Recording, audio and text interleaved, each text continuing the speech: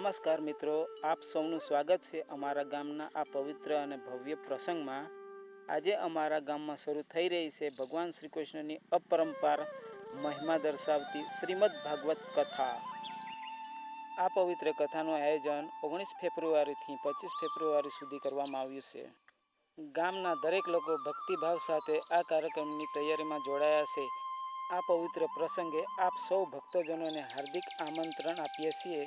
આવો અને આ ભક્તિભર્યા વાતાવરણનો ભાગ બનો અને જીવનમાં શાંતિ અને આનંદનો અનુભવ કરો। તો મિત્રો, ફરીથી મળીએ 19 ફેબ્રુઆરીના રોજ શ્રીમદ ભાગવત કથાની સાથે।